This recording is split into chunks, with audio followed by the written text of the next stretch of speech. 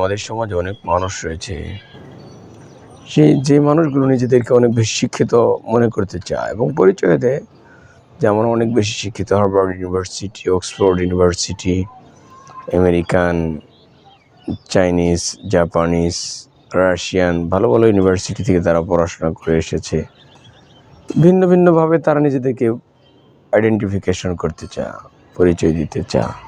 কিন্তু আপনি দেখেন তারা যে উন্নত একটা স্বপ্ন দেখে, উন্নত একটা চিন্তা লালন করে উন্নত রাষ্ট্র বলতে তারা যা বোঝে, সত্যিই কি তারা উন্নত রাষ্ট্র? বলেন তো, বলেন, আপনি বলেন যে চীন, জাপান, আমেরিকা, রাশিয়া যাদের কথা বললাম, এই রাষ্ট্রের মানুষগুলো অথবা এই রাষ্ট্রের ইউনিভার্সিটিগুলো, এই রাষ্ট্রের অর্থনীতিগুলো সত্যি কি উন্নত অর্থনীতি?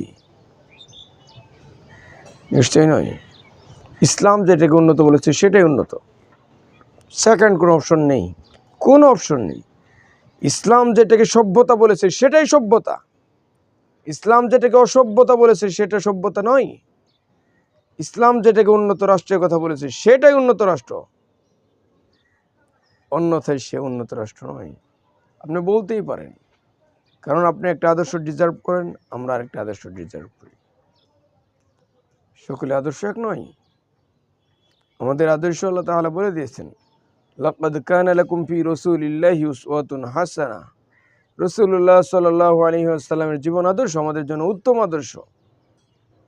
চিন্তা করেন তো, উন্নত রাষ্ট্রগুলো কি নবীজির আদর্শকে মেনে নিয়েছে? নেয়নি, অসম্ভব, নিতে পারবে না। তারা নিতে পারবে না, কারণ তাদের অন্তর মরে গিয়েছে।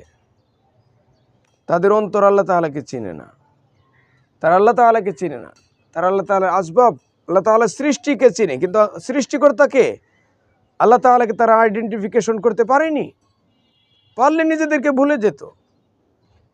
তারা বলতে চায় তারা একটা রাষ্ট্রকে, একটা দেশকে, একটা জাতিকে উন্নত করতে পারে, কিন্তু উন্নত আসলে কতটুকু উন্নত? একেবারেই অনুন্নত। কিসের উন্নত? বেপর্দা হয়ে চলাটা কি উন্নত হলো? বলেন তো, বলেন। অ্যাভেলেবেল একজনের সাথে আরেকজনের সম্পর্ক, লাভ রিলেশন, যে কোনো ধরনের লিগ্যাল রিলেশন, এটা কি ইসলাম অনুমোদন করে? নিশ্চয়ই নয়। ইসলাম এটাকে উন্নত আদর্শ বলেনি, ইসলাম এটাকে নিকৃষ্টতম আদর্শ বলেছে।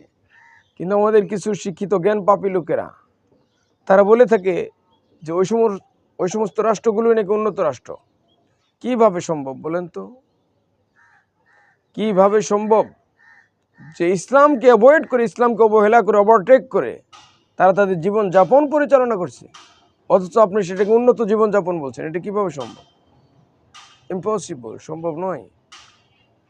আপনাকে বুঝতে হবে, আপনাকে কন্ট্রোল করতে হবে। আপনি কিসের উন্নত রাষ্ট্রের স্বপ্ন দেখান? ইসলামকে ব্যতি রেখে যে উন্নত রাষ্ট্র করতে চা তারটা উন্নত রাষ্ট্র নয়। ইসলামের গণ্ডির ভিতরে থেকে যে রাষ্ট্রকে সুন্দর করতে চায় এটাই ইসলামিক উন্নত রাষ্ট্র, উন্নত কালচার হতে পারে। এই জন্য সম্মানিত শ্রোতামণ্ডলী, অনেক মানুষ রয়েছে যারা এই স্বপ্নগুলোকে লালন করে। এই জন্য আমাদের পড়াশোনার কোনো বিকল্প নেই। কিসের পড়াশোনা? ইসলামিক পড়াশোনার কোনো বিকল্প নেই। আপনি যাই পড়েন, দুনিয়াবি যত জ্ঞান আপনি অর্জন করেন, ডাক্তার হতে পারেন, সায়েন্টিস্ট হতে পারেন, যে কোনো ধরনের স্কলার হতে পারেন, কোনো প্রবলেম নেই। কিন্তু ইসলামিক জ্ঞান যদি আপনার না থাকে, আপনি উন্নত নন, আপনার চরিত্রের অবনতি চলে আসবে। আল্লাহ তাআলা রাসূলুল্লাহ সাল্লাল্লাহু আলাইহি ওয়াসাল্লামের মাধ্যমে বলিয়েছেন, রশি অল মুরতাশি কিলাহুমা ফিন্নার। ঘুষদাতা এবং ঘুষ গ্রহীতা তার উভয় জাহান্নামে যাবে। তাহলে চিন্তা করেন যে এই উন্নত রাষ্ট্রগুলো তারা তাদের অর্থনৈতিক ক্ষেত্রে তারা কি সুদবিহীন অর্থনীতি করতে পেরেছে? এটা পারে নাই।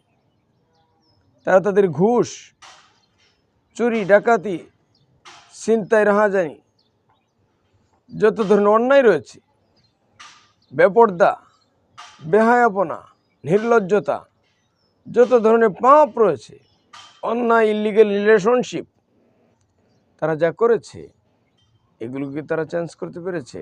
নিশ্চয়ই পারেনি। এই জন্য তারা উন্নত রাষ্ট্রের একটা স্লোগান মানুষকে শোনায়, কিন্তু ভিতরের দিক দিয়ে তারা একেবারে অনুন্নত, তাদের শান্তি নেই। আমি চ্যালেঞ্জ করলাম, খবর নিয়ে দেখেন তাদের রাষ্ট্রে কত মানুষ সুইসাইড করে, আর আমাদের মতো একটা গরিব রাষ্ট্রে যেখানে মুসলিম সংখ্যাগরিষ্ঠ, অনেক বেশি পরিমাণে মুসলিম, সেই রাষ্ট্রগুলো কেমন জীবনযাপন করছে আপনি খবর নিয়ে দেখেন।